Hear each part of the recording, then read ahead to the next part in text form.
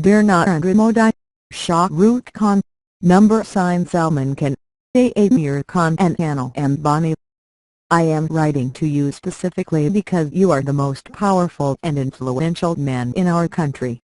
I am writing to you as a woman who grew up in the middle-class family in Mumbai. I am writing to you for help. My parents may not like me saying this. I apologize to them if they are reading, but this is not my shame. It's their shame. My first experience with the opposite sex was when I was just 13 and groped by a man. Never saw his face but will never forget his hand while walking in the vegetable market with my mom. She had just given me the worst haircut, and as an angry teenager I was upset at her and was lagging behind as she walked ahead. I still remember what I was wearing. It was her dress, mustard with flowers and little bow in the front. How I hate that dress. As if it was the dress's fault. I was shocked at first. Speechless. He disappeared. I just stood there. Tears started pouring out of my innocent eyes. I told my mom, who went mad screaming in the market, but who knew where that man disappeared to.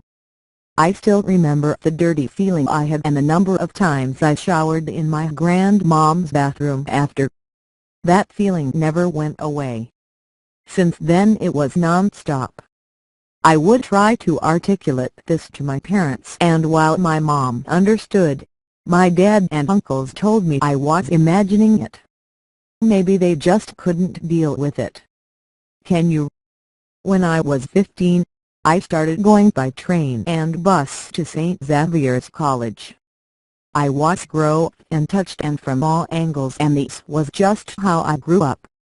Not just me, but most Indian women who don't have the luxury of cars and drivers.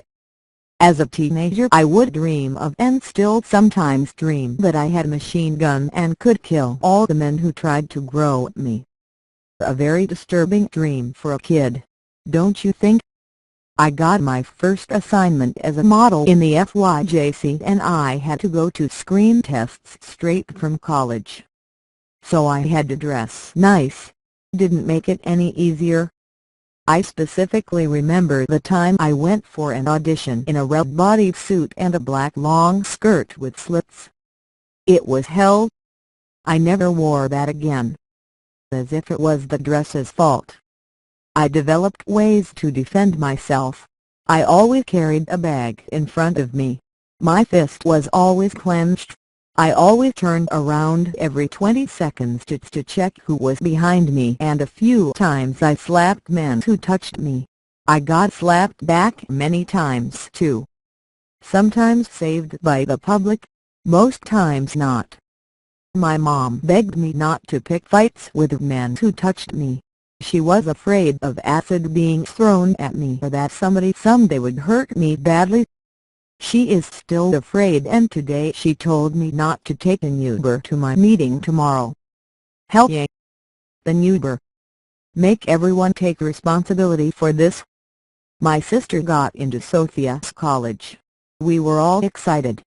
She went by bus, but the first day she came home, she sobbed, traumatized. A man had put his hand in her t-shirt through her sleeve. The entire bus ride. She just froze. She was a kid too and wasn't equipped to even understand this. I was livid. I'm sorry, sis, for telling the world this. Please don't stop speaking to me. It's not our shame. It's theirs. One of my friends in college was raped on the train on her way home in the ladies' compartment. She was sick and was going home in the 11:15 break. There was nobody in the first-class compartment going back to Bangalore at that time. It was a super-fast, meaning it didn't stop at most stations. He raised her and then jumped off after using her scrunchy hair tie to wipe himself. She was the only one on the train and had to limp her way back to her home in Bangalore, bleeding profusely. She was just 16. This she felt was her shame, so she did not say anything to anyone. but it isn't her shame, it's their shame. My mom accompanied me to Hyderabad on a shoot once. In Shri Bazaar, a cyclist groped my mom. My dear respected and lovely mom. Sorry mom. It's not our shame, it's their shame. Why am I telling you my personal story? Well, first I want all women to speak up. Let's make this our motto: it's not our shame, it's their shame. They are the men in our country. Not just the rapists and the sexual offenders and gropers, but also our fathers, sorry dad, and uncles and brothers and movie stars and cricketers and politicians for not saving the U.S. or protecting U.S. by insisting and protesting for the laws to change and rapists and gropers to be punished severely. Why do we as women have to feel so threatened? Why has there been no severe action taken? This has gone on for years now. Not just in Delhi but all over our country, and yes, even in Bombay or Mumbai or whatever the hell you want to call it. It's not safe. No. My biggest fear ever since I was a kid, and even today when I walk back home at night from yoga or when I take a rickshaw from a friend's home, is being raped. I still feel that fear. I am still on guard. I still fantasize of having the machine gun. In the past, for years I have been living and working half in India and half in New York, and let me tell you, I have walked the streets of Harlem, the Bronx and Brooklyn, perceived as the most dangerous in New York City, at 3 a.m. after parties in short skirts, and felt safer than I feel in Bangor at 10 p.m. on a quiet road fully covered. Why? Let's talk about Delhi, our capital. I was there 2 days ago, and the day of the rape, I wanted to go out and walk by India Gate and admire our great monuments, but could I? Why? What good are all your speeches in the US or Japan or Australia, NAMO, if no woman can walk freely in the streets even in broad daylight by herself in the capital of our country? Isn't this a shame? This is our no one issue. Fix this before anything else. This is a shame. And it's your shame. You are now responsible for U.S.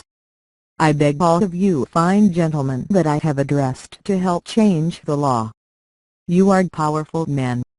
I say, shame and punish the gropers and sexual offenders severely. Kill the rapists.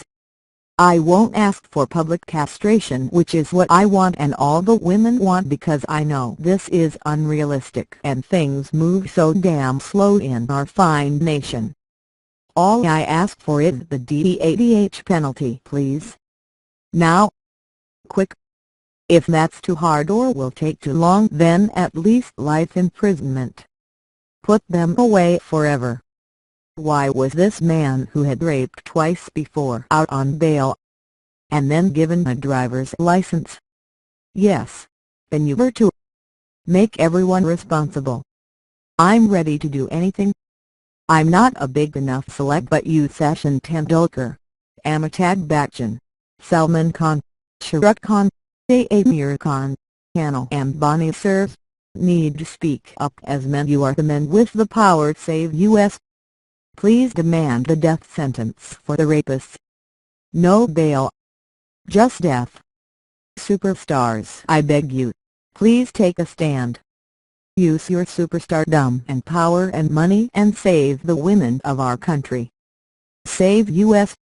I urge you to protest or go on a fast or do something drastic so people take notice. The government wakes up and changes the law so these men are terrified to touch us. Death to rapists. No bail. Just death. Imagine Amitabh Bachchan, sir, Amir Khan, Salman Khan, Sachin Tendulkar, Anil Ambani, if you went on a fast or walked to the Rashtrapati in Delhi. If you took this stand and made this your no one issue, how much change there would be. Why should we as women feel so unsafe in our motherland? Why should we as women be terrified and on guard all the time?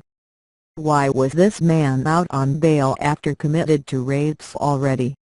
Make an example of him. Any man who even touches a woman should be imprisoned for life. Be strict. Make examples of these men. Scare those who dare to touch us. Scare them by making an example out of them. Save us. Save your mother, daughter, sister please. This is not our shame. This is yours. Shame on you. Don't sleep till you save your women. With all respect, Shenaz Treasurywala.